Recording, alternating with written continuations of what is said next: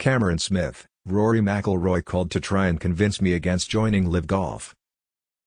I've always had respect for Rory and I've liked what he says on the golf course. We talked about the PGA Tour and LIV. There was a bunch of stuff he wanted me to know before I made my decision. I wouldn't say he tried to directly talk me out of it, but he definitely wanted me to stay.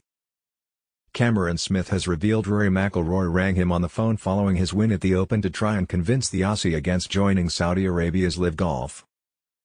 World number 3 Smith, who picked up his maiden major triumph at the Open in July, caused a stir in the world of golf by becoming the first top 10 player to join LIV just weeks later. Smith started the final day of the Open at St Andrews 4 shots behind McIlroy and Norway's Victor Hovland, only to play a fabulous back nine and clinch victory. The aftermath saw Smith asked by a journalist if his move to LIV was a done deal, to which he responded, "I just won the British Open, and you're asking about that. I think that's pretty not that good." The Australian has now revealed McIlroy, perhaps the most prominent critic of LIV, rang him before his ultimate decision to defect from the PGA.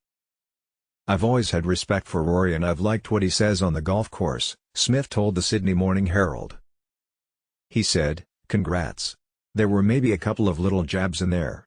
He was happy I played well and it was a good tournament. Then we talked about the PGA Tour and LIV. There was a bunch of stuff he wanted me to know before I made my decision. I wouldn't say he tried to directly talk me out of it, but he definitely wanted me to stay." Smith's deal to join LIV is understood to have been worth $140 million, with the 29-year-old confirming it was a decision that gave him sleepless nights. "I was definitely leaning one way the day he won the Open, but it wasn't signed on paper," Smith says. "There was still so much stuff to do, and so much to think about.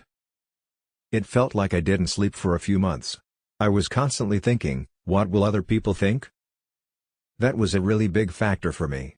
I feel like I do most things by the book and to be one to step away was really tough for me.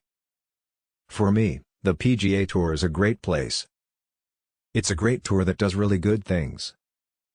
But as you look back, Adam Scott has been one of the best golfers in the world for 20 years and I just think it's really weird for them, PGA Tour, to not have an event in Australia just because of him." Then you have Jason Day, Mark Leishman. There's a bunch of guys they could have done so much for. The Aussie crowd gets around it so much. But I just don't think it's that profitable for them and that's kind of the reason behind it all. Amid the profitable decision to join LIV, Smith says he was wary not to let it affect his performance on the golf course. "It's really stressful," Smith added. "I've spent more time in offices and boardrooms the last couple of months than almost on the golf course. But I said to my agent, my number one goal is to get the ball in the hole in as few shots as possible. If this gets too much we'll have to look at other things. Above all, we're all competitors and we just want to beat the S out of each other. I think there's definitely a different feeling with LIV when we're off the golf course, but when we're on the golf course we just want to win. It doesn't matter about prize money.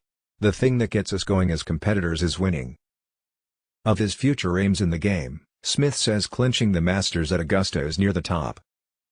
"Absolutely," he says. "Lifting that up, or any major, would be epic. St Andrews might be number one forever, but the Masters is definitely the one I want to get. One thing I know is I'm still really hungry. This year, and especially the last couple of months, there's been a lot of people that have said some stuff. I've just got to prove them all wrong.